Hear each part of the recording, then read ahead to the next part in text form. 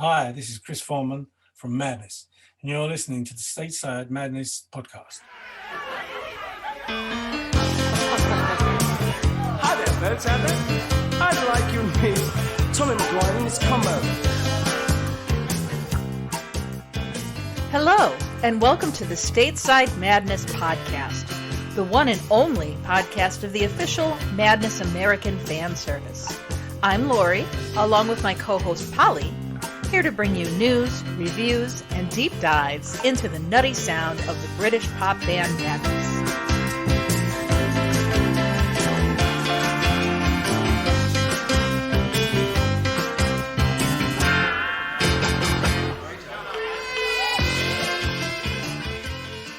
Hello, and welcome to episode 40 of the Stateside Madness podcast. I'm Laurie. And I'm Polly. 40 episodes, Polly. Can you believe it? I can't believe it. And we're still going. Yeah, no, everything's turning out fine. It's been a great experience, and it does appear people appreciate it. We have an awful lot of downloads. Yeah. All right, so we're doing an album deep dive today. We haven't done one of those in quite a while. We're going to be talking about Can't Touch Us Now. But before we do, the communicator.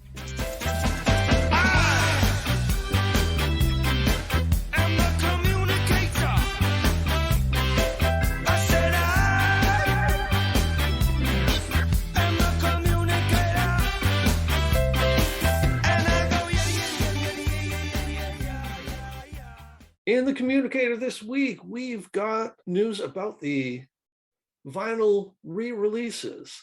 So first up, Keep Moving, the 180-gram vinyl reissue with new liner notes from Chris, Suggs, Barson, Chaz, Betters, and Tomo. That gets released on April 1st. Now, a reminder, the 1988 The Madness, also on 180-gram vinyl reissue, comes out very soon on February 25th. And in this one, it features brand new liner notes by Chrissy Boy, Chaz, and Tomo. So look for those and order them up right now. In other Madness news, on Valentine's Day, the band released a new digital EP on Spotify called It Must Be Love. And this included 6 of the band's older tracks themed around love. Polly, I kind of wonder if maybe they weren't listening to our Love Struck episode. Anyway, you can find that on Spotify.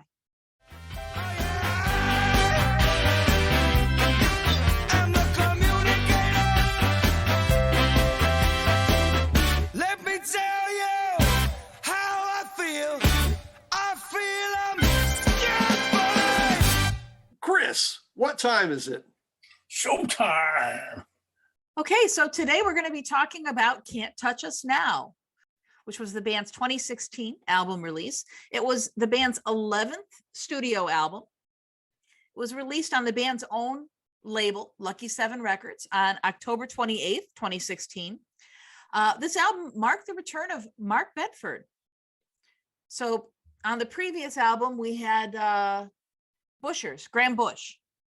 So Betters is back, but unfortunately, by this time, Carl is no longer with the band. So on this album, it did see the band branching out into doing a little bit more with instrumentation. So, picking up things that they may have either hired out for other people to do if it had appeared on previous albums, or just really digging deep and finding interesting instruments to include on the album. So this is the first time Suggs, at least in credits, appears as playing tambourine, although we know he does it quite often on stage. Mike, in addition to playing his usual upright piano, electric piano, organ, harpsichord, he's credited with the glockenspiel, the celesta, the mellotron, and saw. Interesting. Chris also played mellotron on that, along with the Roland Juno 60. Now, somebody can probably correct me on this, but I do believe that Roland Juno 60 was a pretty early synthesizer. Yeah, and Betters plays tuba on it. So there you go. On the album, yeah. So in addition to bass and double bass, Who knew that he could play the tuba? I didn't know that. He's a talented man. Yes, yes, yes. Also notable on this album, our friend Nick Woodgate, Woody's brother, has a writing credit on several songs on this album. So first up is the title track, Can't Touch Us Now. This was written by Chris Foreman and Lee Thompson. Let's give it a listen.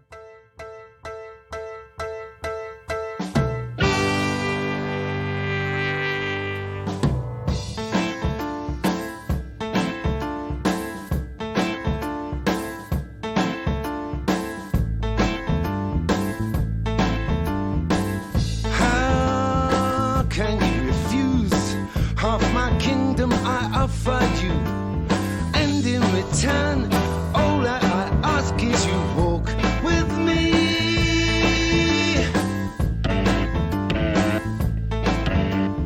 Don't turn away, all my deepest kept secrets I'll share with you.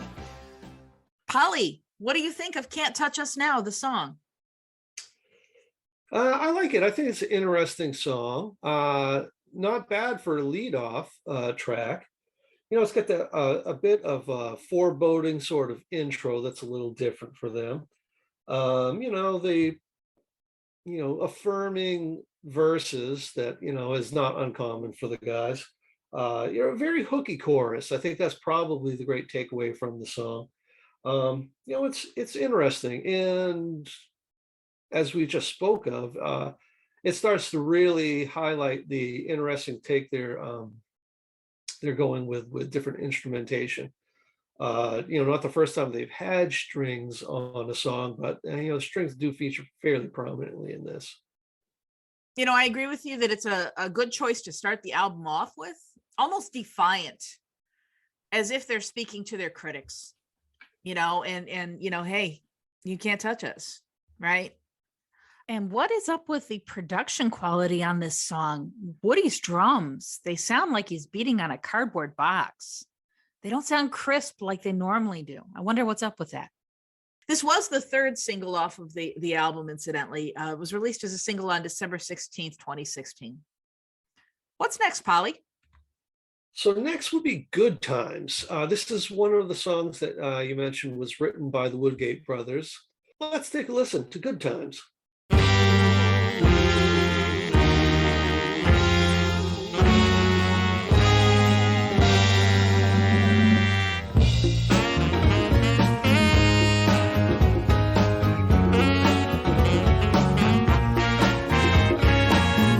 Life today is understated.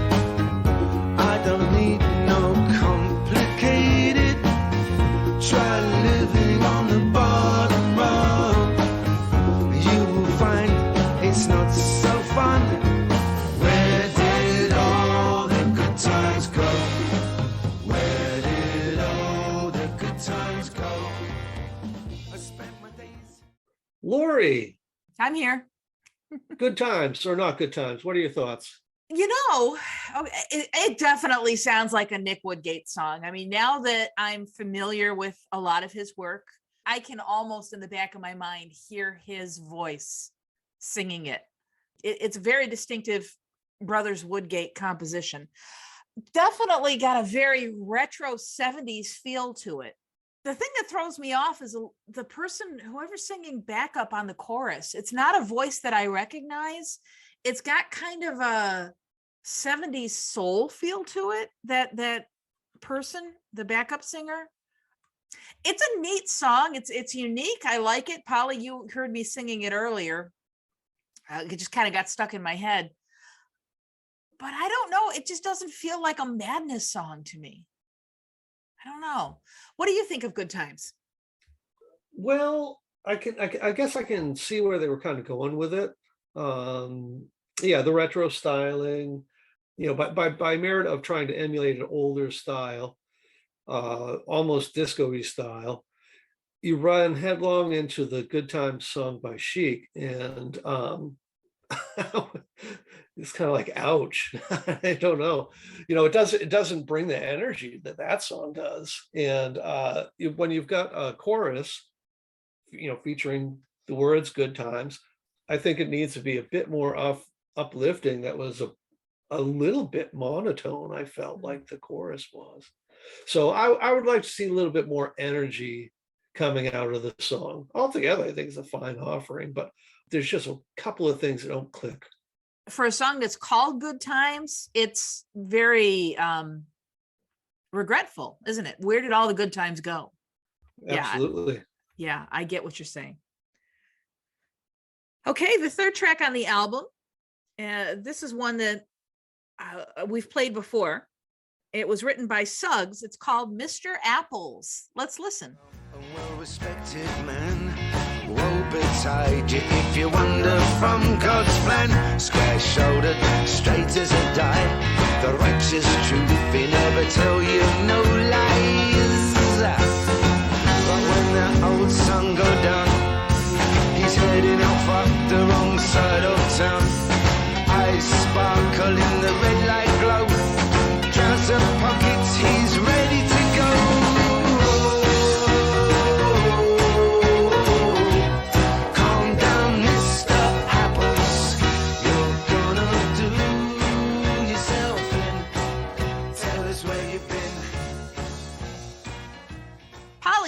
How you like them apples?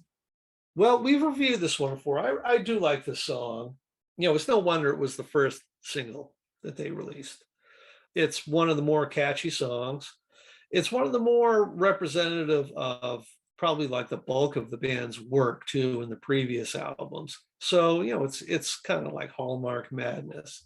And, you know, thematically, it's got that tongue-in-cheek kind of thing that, you know, the boys are famous for. So yeah, it makes sense. It was the first single. It is altogether very catchy. I think that the, you know, Barson's piano riff in this, and the sound actually, I think the production value on Barson's piano in particular was really, really good on this. So altogether, I'll give it an A+. I do like the song. I'm with you about Barson's piano. He has a very distinctive sound to his piano, where he's kind of almost pounding on the keys, and that just jumps out at you right when the song starts. The song itself is about the hypocrisy of certain classes. It describes a devout and well-respected man who is a scout leader, pillar of the church, right? But when that old sun go down, heading off under the wrong side of town. And it's implied that he's, you know, cavorting with either, you know, prostitutes, drugs. So it's a little bit of a commentary, I think, politically. And I think we might have mentioned it in that context. I know we mentioned it in the Sexy Time episode, because the video is really kind of wow. Situations I never thought I would see Lee Thompson in. You only dreamed about it. You never thought you'd see it. It's worth noting too, this was the first single off of the album.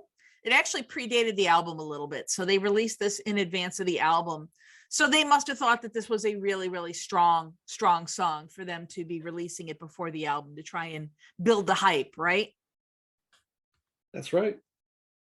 So up next, we've got I Believe. Now, I Believe would have been yet another Barson and Thompson composition. Why don't we take a listen? Oh, Mommy, Daddy, do I have to visit Father Francis today? Why, yes, son.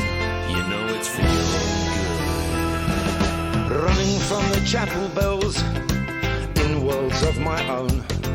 I'm heading for the glass house to watch the things I've grown. Oh, I know I caused an outrage in my Sunday best, but I decide on my belief, and you can have the rest. I don't look at you judgmentally, nor in a scornful way, but this lonely heart so thrives as it beats from day to day. So should I grasp... So Laurie, thoughts on I Believe? The first thing that strikes me is Chris's rhythm guitar. Very, very strong on this one. You know, there are elements of it that remind me of Crunch, which was Chris and Lee's former band, especially the spoken word part, which I think is Lee. It sounds like Lee. Distance yourself from hate, or else you're going to fall. Drink to the free spirit. All like that spoken word part. I don't know about the whole thing though. You know, there's parts of the song I like, but cumulatively altogether kind of falls flat. What do you think? I have a little bit better affinity for the song than you do. I do think it's catchy enough to hold my attention and get me to remember it. That tends to be a good sign for me, is if it has some potential to get stuck in my head, or if by the time I hear it played, I can remember the words to it. And I think, appreciate the same thing you're talking about with what you refer to as a spoken word part. I refer to it as the megaphone section of the verse. A little hard to tell if it's actually a bridge or a verse. Bridge, generally speaking, only appears one time in a song. So I just said, for this purpose, I said it's an extended part of the verse. I do believe it appears twice, but I'm a sucker for a megaphone sounding like echoey part of a song. It definitely helps visualize what might be going on, the intention of the song. And it's a device used in a million songs. And it's probably no doubt for the effectiveness of it. So I'll give it a pass. It's not one of the stronger songs on the album. Wouldn't rank very high in my all-time Madness songs, but I think it's good effort. Okay, so next up we have a song called Grand Slam. This was written by Chris Foreman and Suggs. Shall we listen? I think we should.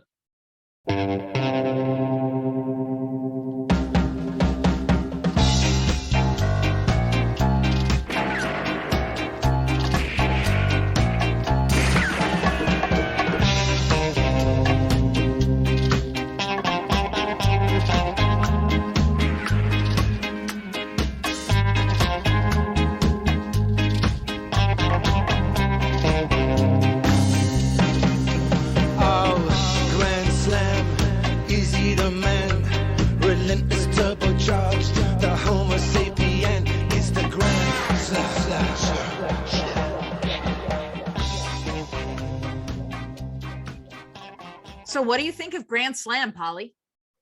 I do like it.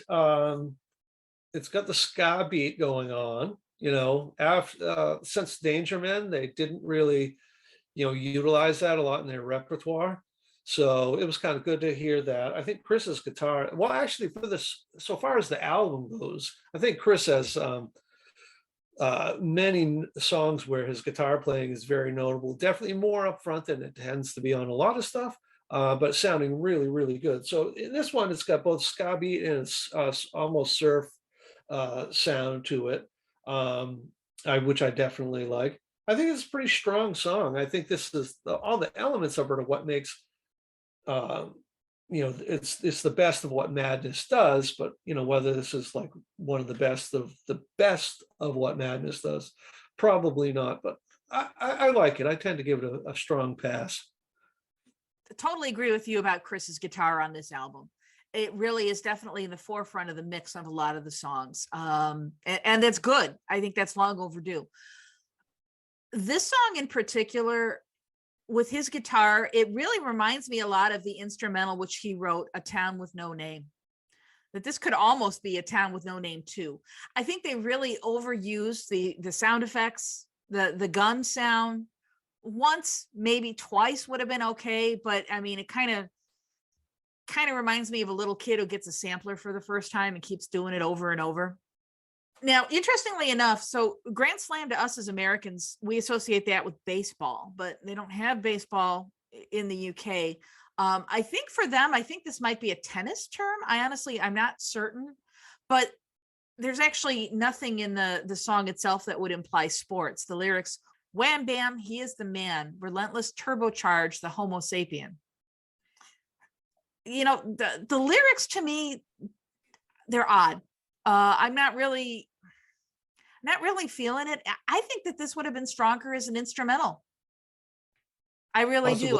Yeah, I mean, the instrumentation is so strong, and then it just kind of feels like these weird lyrics were just tacked on for the sake of having them. So, speaking of gorgeous instrumentation, what's next, Polly? Okay, so we've got a Chrissy Boy and Suggs composition. It's Blackbird. All right, nutty boy, she said, passing me on Dean Street.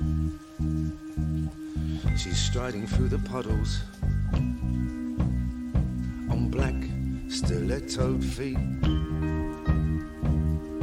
Guitar over one shoulder, swirling swagger in her stride, and a well-appointed pencil skirt, or maybe, just maybe, 18 inches wide.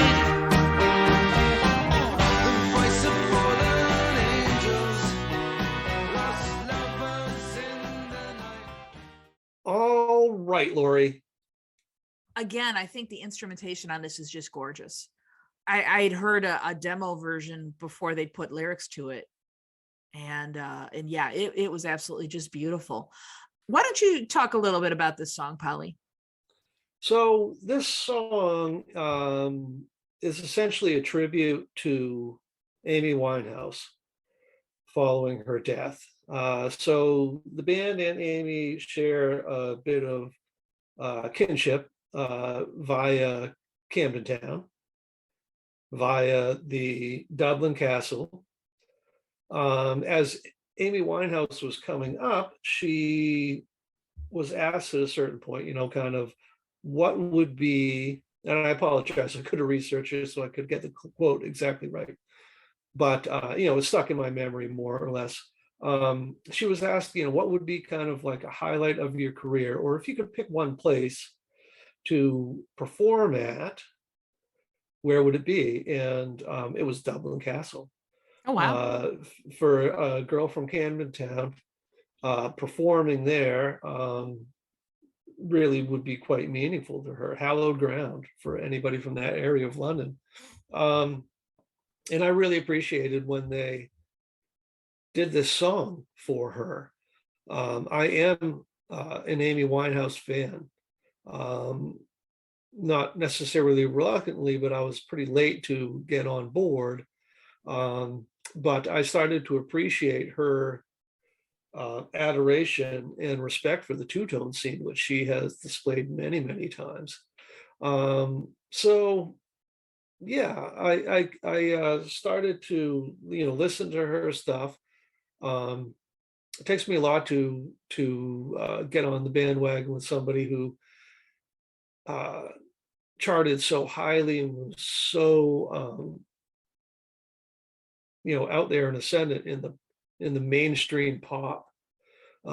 It's almost an instant turnoff for me. So in hearing about her and hearing about Camden Town and seeing her play with the Specials and a few different things, I said I better give it a shot. And since then, I've actually become quite a big fan and really do appreciate what she was trying to put out there.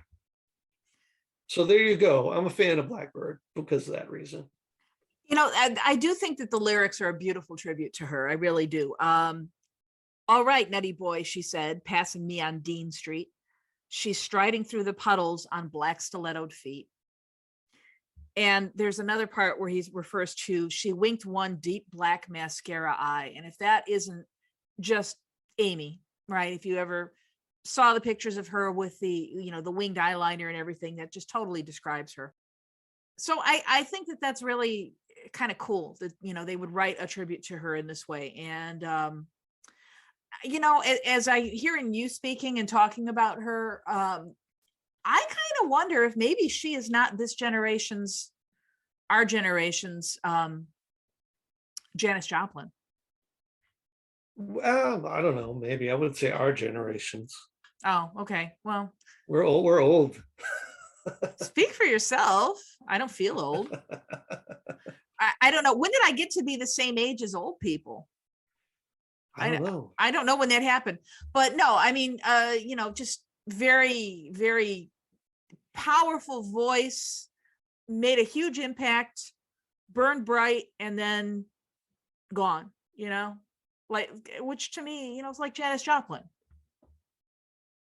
I don't know. We'll see. We'll see if anybody writes in to disagree, right? Sure. Okay. So next up, we have a song we talked about in the last episode, in the Love Struck episode. This was written by Mike Barson. It's called You Are My Everything. I'll always be around. I never let you down. You don't know how much I need you, but I don't have to hear you say you need me to. No matter what they say or what they do to me, this much you can depend. I'll always be your friend.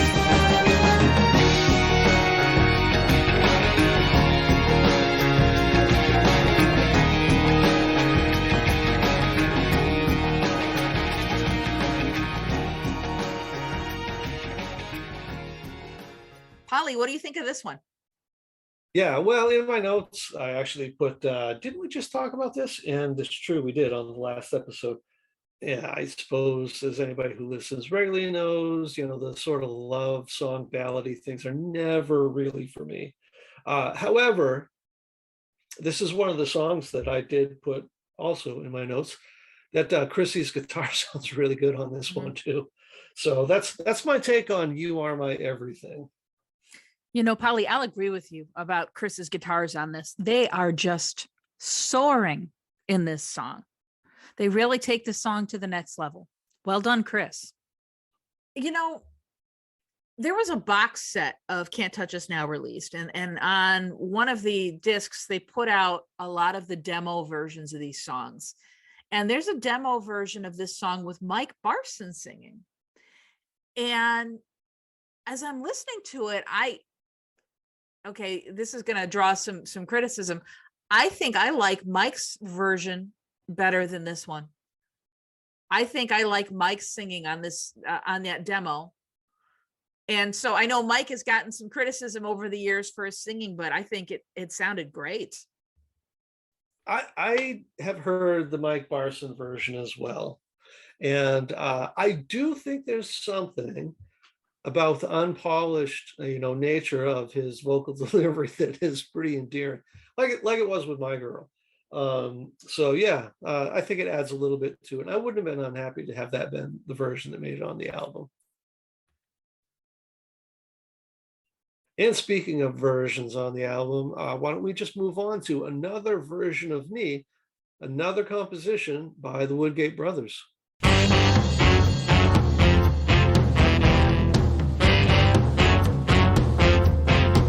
I've got a house, I've got a key, I've got another version of me.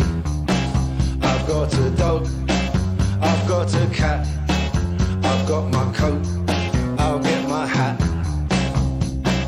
Ooh, the sun comes up in your face. Another version of me. I've got a house, I've got a key, I've got another. All right, Laurie. Yeah, this is a decent one. So I think this is maybe one of the better known songs to Madness fans off of this album. I think that they actually do play it live. The thing that stands out to me on this one is Better's bass. I think that to me is really the strongest part. The lyrics are kind of cutesy, but that's okay. I mean, I think it works. One thing worth noting about this song is this is in a list format, which we've seen before, right? Baggy Trousers was done in a list format. Prior to that, Reasons to Be Cheerful, Part 3 by Ian Dury.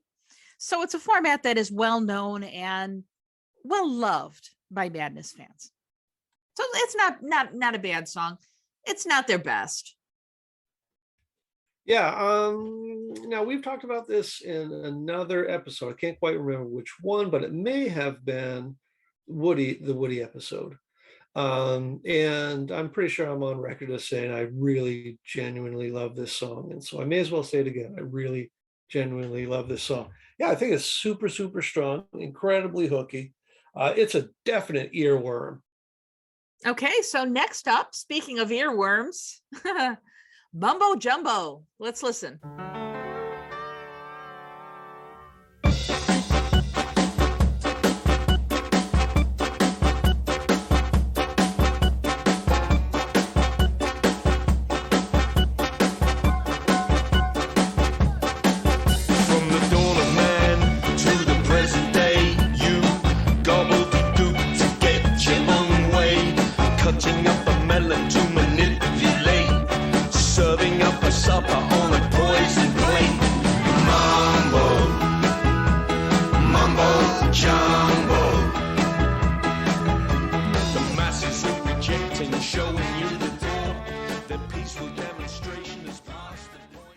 Okay, so that was Mumbo Jumbo.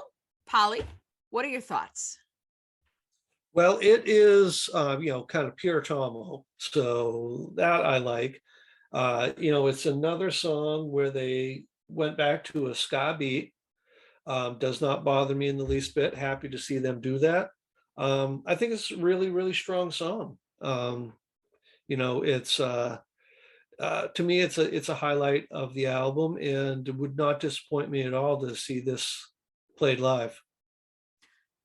I wouldn't mind seeing it played live either. So we have Lee on vocals, and he co-wrote the song with his former bandmate from the Dance Brigade, Keith Finch. So that was an earlier like ska band that Lee was a member of. I mean, it's a fun song. I think it's one of the better songs on the album. And moving on, folks, you may remember a couple episodes ago, the Herbert Awards. Well, here is where that came from. This is the song Herbert. It's written by Barson and Suggs. Let's take a listen. But he stepped sideways firmly. I brought forward from Burnley. I felt like I walked into a brick wall. He menacingly whispered, "Sonny Jim, I know exactly where you've been. Stop now or believe me, you will fall." She was the preacher's daughter, a rugby playing porter, who'd become a wealthy hotelier. Before he got the calling that fuels his stonewalling, he wants to put me on my derriere. Oh yeah, the wages of sin. There's a big fat bloke trying to do me in. Well, I can't hide and I can't run. All right, Laurie, thoughts on Herbert? Well, we missed this one for the Sexy Time for Madness episode, didn't we?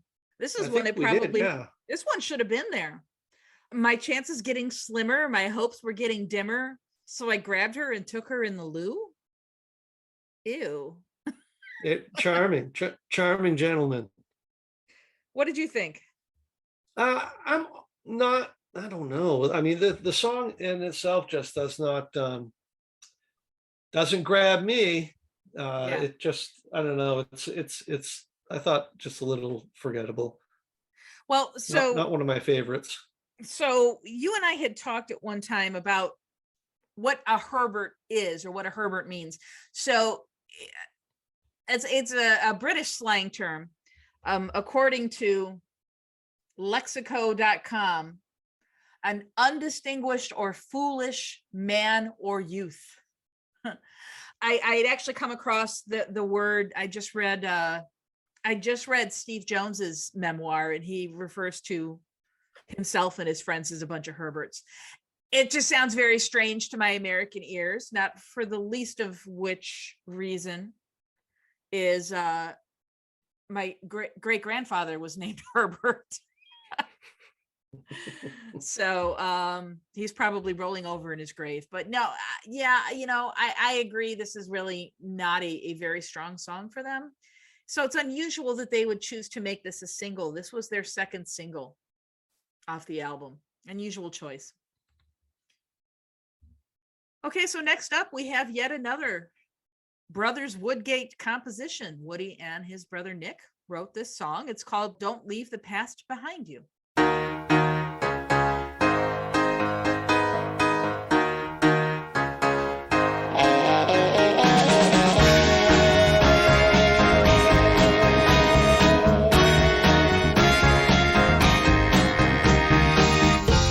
your soul inspiration, flying closer to the sun.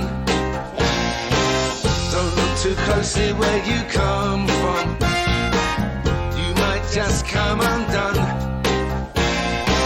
Don't leave the past behind you, but let us all move on. But there's a new... Okay, Polly, what do you think? Well, it's yet another song where it's a bit more Chris's guitar than we're used to, although I like it. On the whole, I'd say it's a good song, but it's a little bit more aggressively pop than, I kind of want out of the band. There's an important distinction to be made that, they were early on a ska band. We've talked about this. We've had, of course, interviewed Chris before who's talked about it. The band seems to want to establish that early on they were not solely a ska band, but I kind of think they were a little bit more towards the beginning than they maybe should rightfully acknowledge. But for all intents and purposes, after that, from about Absolutely on, they are a pop band, so they should be doing pop music. However, this falls to me just a little bit outside of what I'm comfortable with hearing from them pop-wise. So I think this is a little bit more like, maybe older fellas trying to get at what is at the core of pop music, now. So I don't know. To me, it's a strong effort. It's a good song, but just a little outside of what I want from Madness. It opens with that nice, strong Mike Barson piano song. I love that. And, we've been talking about Chris's guitar on this album, and they definitely brought it forward in the mix. It's really, really distinctive and noticeable here. Other than that, it's kind of, maybe even a little bit bland. Now, that's not to say that I think that's the songwriting. I think it's the band's take on it.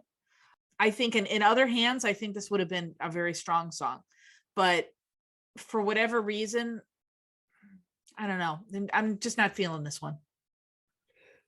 Next up, we've got a Chris Foreman and Tomo composition. It's Don't Let Them Catch You Crying.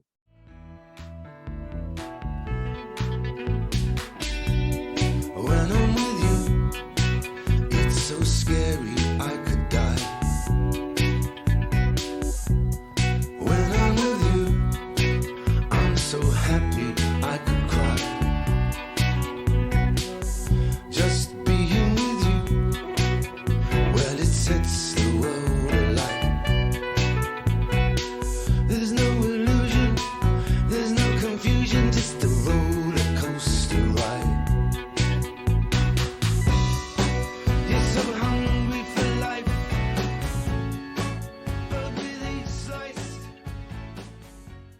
All right, Laurie, what are your thoughts on Don't Let Them Catch You Crying? Well, this is another one that I think the demo is almost, I don't want to say it's better than the one they released. The demo, I think, has Lee singing again, right? And I can hear crunch in there. I can hear a crunch, which is, as our listeners know, I'm a huge fan of crunch. It's very distinct from Madness, right? Crunch is not Madness. They have a very distinctive sound. But then when this comes back to Madness with Suggs on the vocal, I don't know. It's again, I think it's very bland. What do you think? I don't necessarily disagree. I do think it's really, really catchy. I think it's the basis for a really good song. The production value on it's really, really good, and across the board too. I don't think there's a weak spot where you can say, I'm not really seeing one or the other of the members not really coming through on it. So I think it had the setup to really be something quite special. But I think I get where you're going with that, with the reference to crunch. actually making this a lot more dramatic and oddball might have really put this one over the top. There you go. That's a very good way of putting it. Thank you. Okay, so next up we have a song called Pam the Hawk.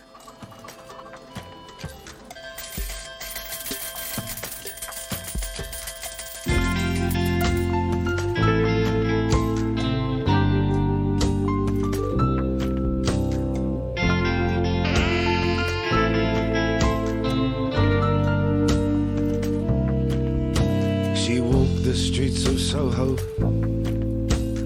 every single day, from dawn till dusk. Always walks a different way, past every coffee bar, restaurant and pub. In her... All right, so Pam the Hawk, written by Mike Marson and Suggs. Polly, tell us what you think. God, I'm really conflicted with this. It's a downbeat, slow tempo song, which I think people know that I'm not going to really be keen on. But it's peculiar in a lot of ways. It's got the instrumentation, strip the vocals away, and it's got this, sort of sultry sentimentality to it, And then you add the lyrics in, which are really poignant, but really kind of a bit of a downer. If this would have been some sort of croony torch song thematically with the music, I think it would be outstanding. But with it being, about a woman with a serious gambling problem, of course, it's not going to be a upbeat sound system banger, but even though it's got slow, dour sort of instrumentation, I still don't think the lyrics and the music fit together. I agree. There's a disconnect. It opens with that electronic casino slot machine sound. And, I think they overdid it. On the songs on this album where they've put in sound effects, they stick out like sore thumbs.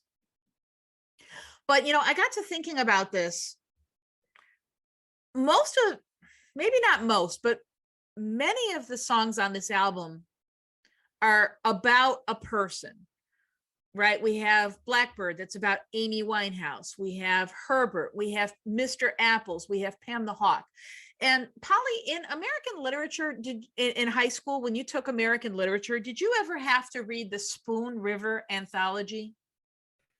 No, Okay. Not that I would have. I had a tendency to not read anything I was assigned. Well, as I'm thinking about this, so the Spoon River anthology, it's like every chapter is a story about a different person that lives in the Spoon River area. It's all fiction. But that's what this album kind of is like for me. It's like the Spoon River anthology. It's like every song is a profile about a different person. Now, whether or not that works, maybe not so much. But so maybe that's me being all like professorial again. It is you being professorial. You could have been on Gilligan's Island with that level of. Well, I don't know how to make a radio out of coconuts. That's okay. You do well. It could have been Ginger, Marianne, and Laurie. Okay. Up next, given the opportunity, it is another Christy Boy and Tomo composition. Let's take a listen.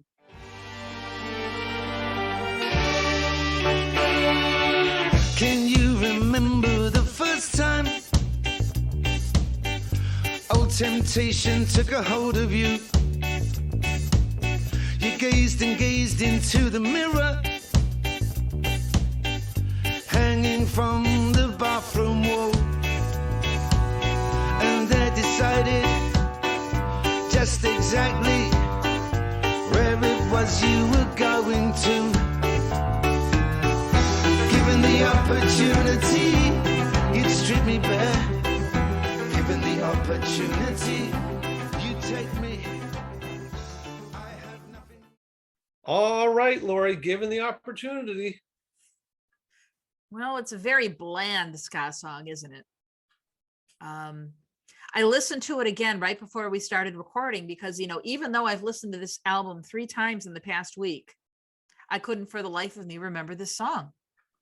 It just, it erases from my mind as soon as it's over. It's weird. Maybe there's some kind of weird Doctor Who thing going on with the silence in this. I don't know. What do you think of this song? So I think I'm in agreement with you here, where you said very bland ska song. I don't think it's that bland. I'm kind of all right with this song, but it does have what I would call a languid ska beat. That's only assuming I'm using the word languid right. But it is ska, but it's got this almost, it's not merely on the offbeat, it's almost lagging a little bit. And so, yeah, it's, it's got that element to it. Then juxtaposed with that very manic orchestration happening in it as well. There's a couple of things I do like about that. I think it's very ambitious, but whether they pulled it off, I think I'd say it's going to be 50-50 if you polled fans. Some fans are going to be like, I loved it. It was great. I think some fans are going to be kind of like, yeah, I don't know. Just did not kind of click. So I'd find myself right in the middle of that. At the risk of, not sounding like I'm not trying to take a stand, I genuinely don't know how I feel about this song. Fair enough. Okay, next up we have Soul Denying. And I think this is another one that we might have talked about last week as well, written by Mike and Lee. Let's listen. I may not have anything to offer in return, but I've longed for your loving since the day's first dawn.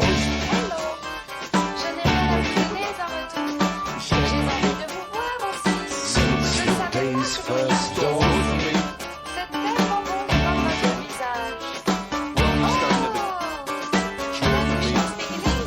Well, how did you know that I would come up here at this moment? I'm in limbo.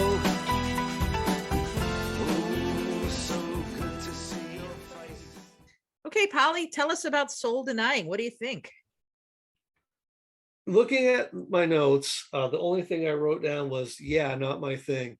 As it turns out, when the boys get writing or get in the studio, they're not making albums just for me. I was surprised to learn that.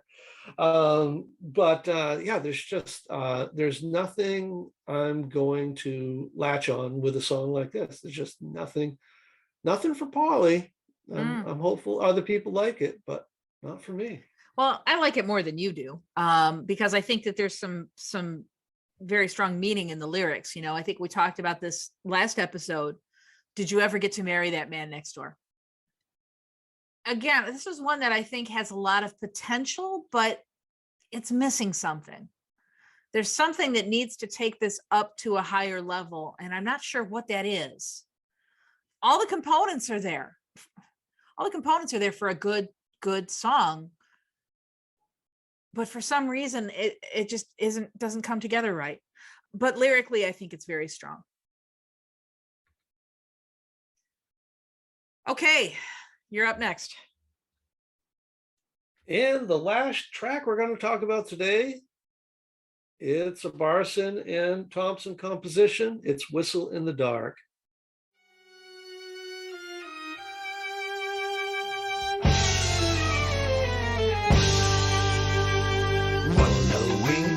Self-interest over the garden wall. The wallopers chase, but in their haste stumble on into the pool where everybody is splashing around, blowing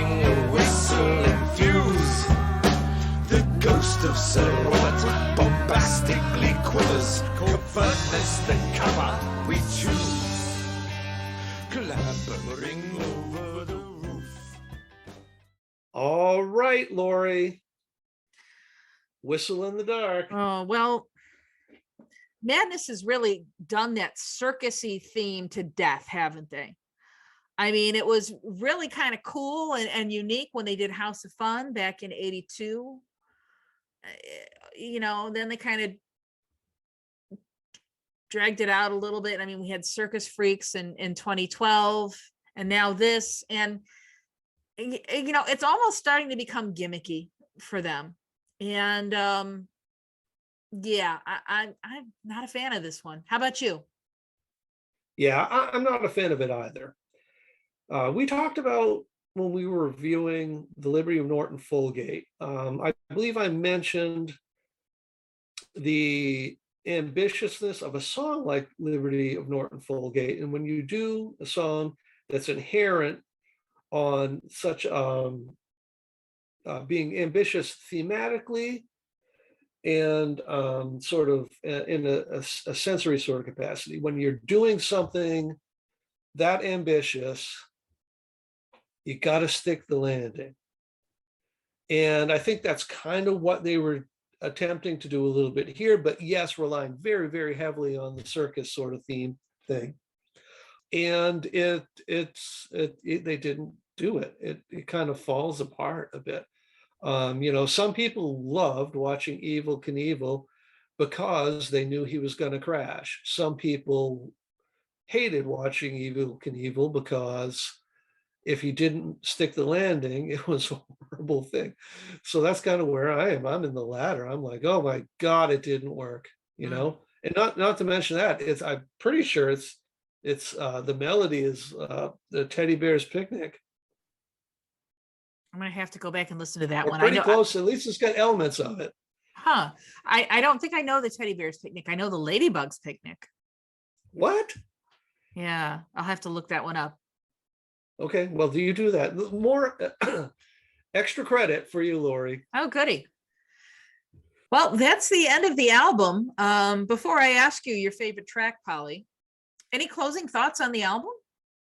Yeah, well, it's Madness's last album, and if you think about things post, Liberty of Norton Folgate, I guess we've really got, what do we got? We've got we see da in this, right? Yeah. So there's nothing else in there. So I consume an awful lot of music, and I've got a handful of bands that I still will buy every last little thing that they put out. Madness is one of those. And I think there's something that plagues a lot of artists and a lot of albums late in people's career. And it's kind of like a double whammy. It's got kind of, these things have two strikes against them.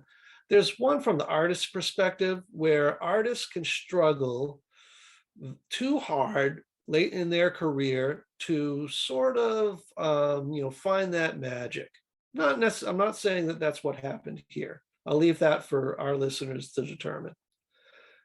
But sometimes in their earnest effort to really connect and deliver to fans what they feel their fans want, I think that sort of pressure can inadvertently stumble them up. It can make them, the pressure's too great. And rather than playing to what their strengths may be as 50-year-old men, 60-year-old men, or something like that, it's just not there. Maybe with what they did is take the pressure off themselves, do what was working for them right then in that moment. Maybe albums would be, a little bit better. The other side of the coin is, as fans, we become very demanding of bands to deliver what they cannot, which is to make us feel like we did when we were teenagers or 20-somethings. They can't do that type of magic. I don't care what anybody says. So, later albums aren't going to resonate with fans nearly as much as early work. And because they don't resonate, then we have a tendency to blame the bands. whereas really it's just situational, and we should kind of ease off a little bit and not be so critical of the bands. So far as that goes, Can't Touch Us Now is probably, if I try to think of it unbiasedly, it's a very solid effort in an altogether fine album. But I'm just not going to reach for it that often. And that's probably because of who I am now compared to, maybe who Madness is. So there you go. That's a lot of pontificating. I hope everybody bared with me. Good word, pontificating. Good word. Well, I get what you're saying. And I think that especially after Liberty of Norton Folgate, I think that they set the bar for themselves very high. And I get that. And I also get that there's kind of this trap that I think people sometimes fall into, where once you like a band, that you expect that they're going to keep repeating themselves and doing the same thing over and over.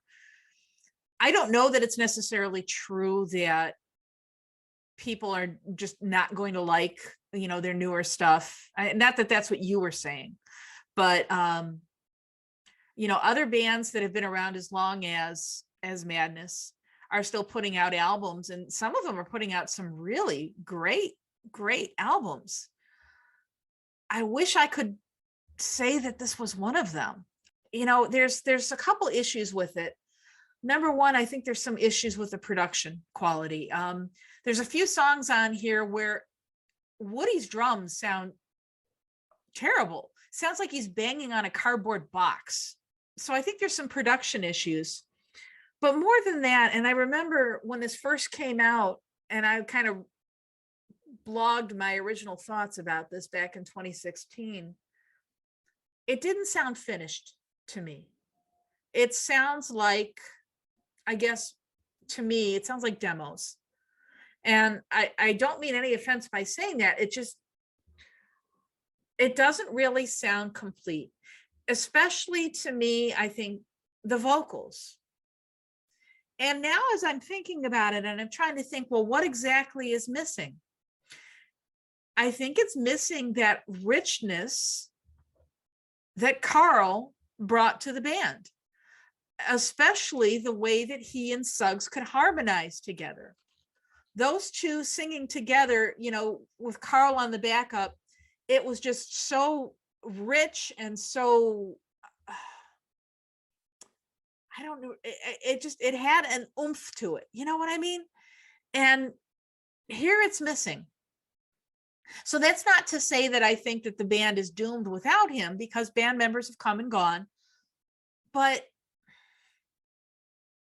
this just does not feel like the band's best effort to me. And there are a few songs here that I kind of question whether they were even album worthy. I'm going to say this is probably my least favorite album of the entire Madness canon. Wow. Yeah. It was very disappointing to me. So, but hey, Polly, tell us, what was your favorite track and what was your least favorite track? Well, so least favorite track, no surprise, it's going to be Soul Denying. Favorite track, also probably not surprising, I'm going to say it's Another Version of Me. But I'd like to point out Blackbird as being, I think, probably one of my favorite parts of the album, and I think it's a genuinely nice thing that the band did. So long as you do something like that once. So there you go. That's my take on the album. What about you, Laurie? Favorite track, I keep flip-flopping between Mr. Apples and Mumbo Jumbo. So I don't know, flip a coin. Least favorite track is probably going to be Whistle in the Dark. I think is my least favorite track.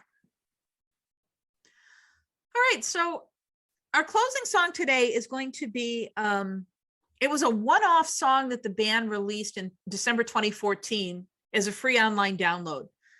It's called The Last Rag and Bone Man. It was written by Mike Barson and Suggs.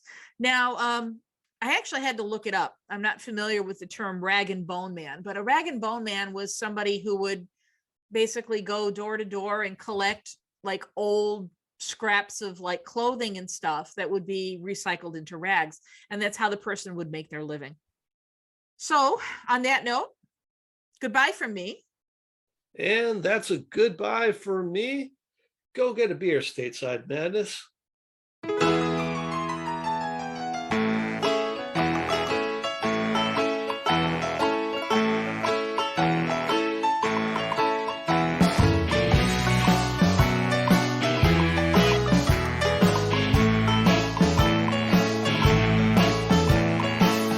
Brown fedora on the side of his head, and interested metals, brass, copper and lead.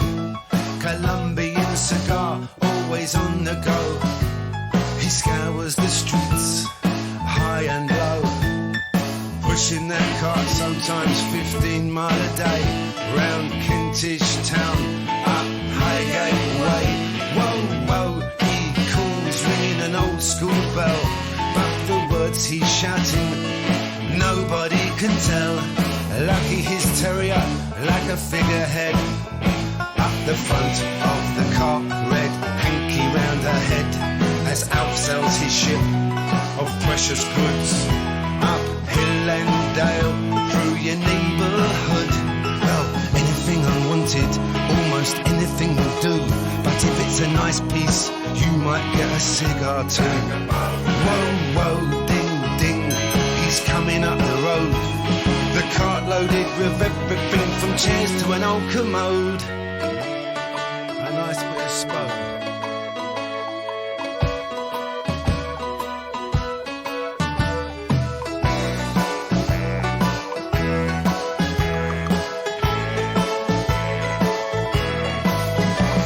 A radiator ascot, he'll take the awkward things, a bucket, an easel, a set of gas rings, rusty lawnmower, a pair of bull's horns. He's off down the scrap yard to make a bit of coal. He knows all your business, everything you do, who's going where and who's seeing who's not well. Everyone's afflictions, he knows more than the council about the parking restrictions. Spends every day pounding the street in the freezing cold or the baking heat. The only time off he ever sees is when he's down at Newmarket, betting on the GGs. He looked like an ox, skipped like a flea, pushed that old cart like a busy bumblebee. But now he's gone, I swear I still can hear the ghost of the last rag and bone man.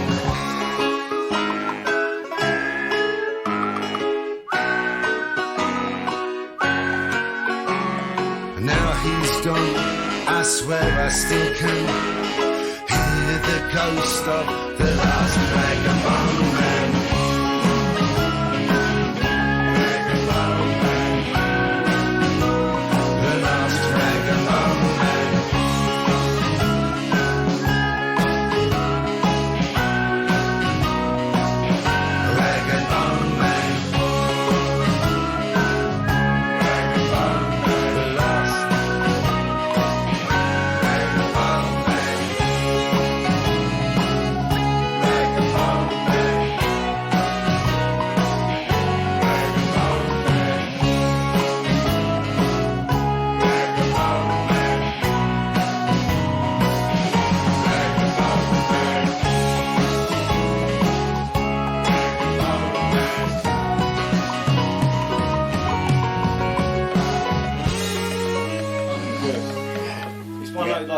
I know it already, do you know what I mean? Well, it's a fucking hit.